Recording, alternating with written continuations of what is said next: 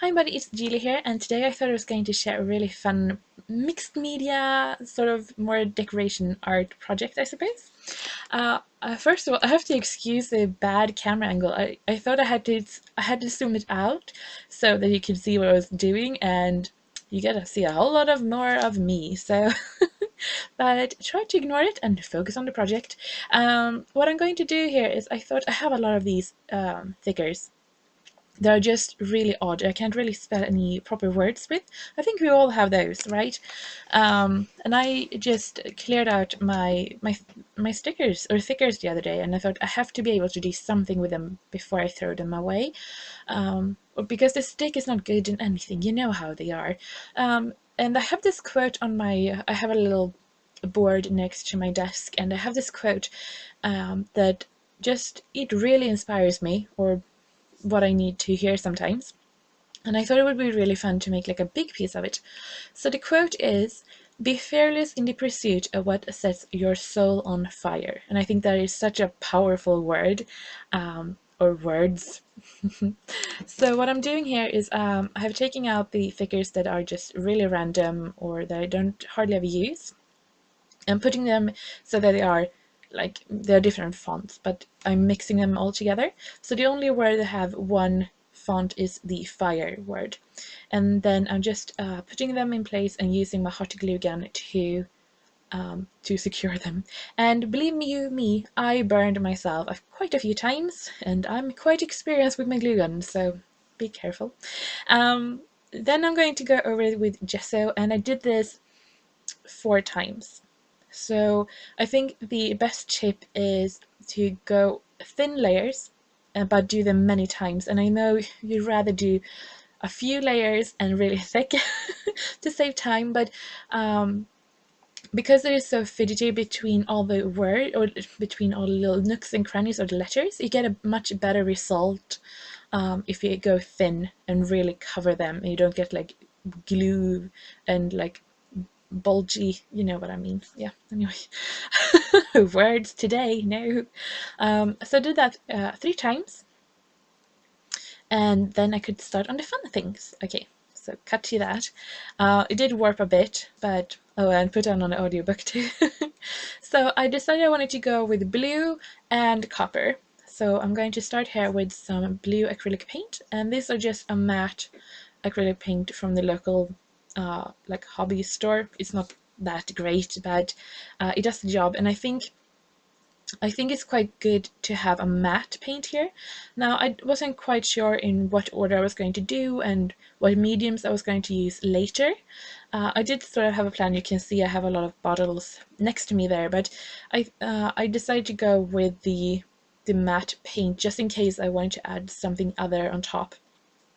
And it's always tricky with shiny things because it doesn't really stick to shiny things.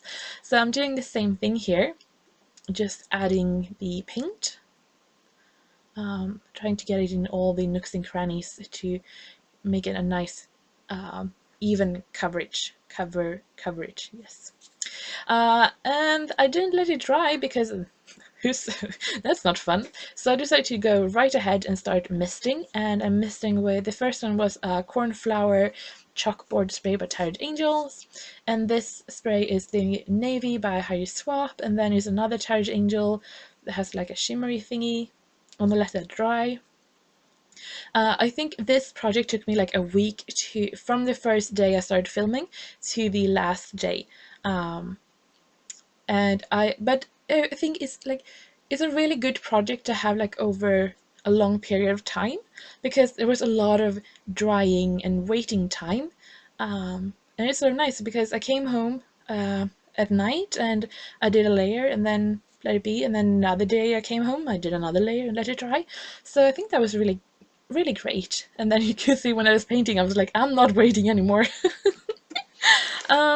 So what I'm doing now is I have this little jar of foil. They are like leaf golds, but copper, and they're like in flakes or strips.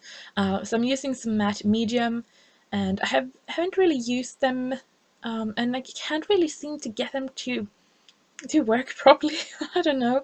But what I'm doing is I'm adding the medium the matte medium, because I mean, I thought that was the best bet to use the matte one, and then just covering it with these little flaky things.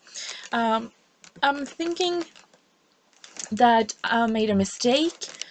So if you are like leaf gold fanatic and are really good at it, please let me know. But I think I should have let it sort of dry, or maybe I should use like very, very thinly. When I'm using, I have used it like just with like double-sided tape to add some elements like to pocket page cards and that kind of stuff, and it looks great. But I can never get it to work properly with wet glue. So I'm not really sure. At one point I tried with a glue stick. Yeah, I'm not really sure what I'm supposed to do here. I mean, I have seen videos of people, they apply the glue and sort of let it dry, and then you just add the flakes and then brush it off, and my brush always gets like all glued up and I can't use it. So I don't know if I'm not waiting enough, or if I'm have too much wet glue, or if it's wrong glue. But yeah, anyway, moving on. So this sat, I think, over 2 days or something. I had other things. So this is well and truly dry, and I know that because I almost brushed it all off. This is supposed to be a tutorial on how to do this project. Yeah, not really. Anyway, so I took this brush, and it's a more like a hard brush, like rough brush. Rough brush.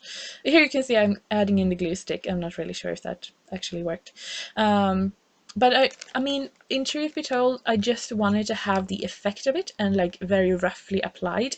If I wanted this to be perfect, I wouldn't even have started it. I just wanted to have like the accent of the metallic flakes on top. And I did get that. So, I mean, really, it was what I wanted. Oh, that's good. Imagine that. But yeah. Oh gosh. It is Thursday evening when I'm doing this recording. Yeah, I'm a bit tired. Anyway, so I'm doing this and I'm actually quite happy with it, but I have this acrylic copper paint, so I'm putting that on too. Because, you know, why not? So I have it here, and I'm just going to use my trusty old fingers and just going to smear, and I'm just going to add the highlights to make it a little bit easier to read what it says. Now, this is not like a painting where you immediately know what it's going to say, but I mean, I really like how it turns out. It has a lot of texture, and yeah, I really like it. So I think I might do this again with a different quote and different colors, because it was really, really fun to make. So yeah. So I'm adding the copper and I'm putting it on my thumb, you can see there. So when I have it on my forefinger and actually dabbing it onto the letters, I have very, very little, just to sort of brush it on, like a whisper of paint. That is the best result. Now I want to have some splatter, so I'm just using the lid here to dilute it with some water to be able to splatter it. Yeah, I think that is about it.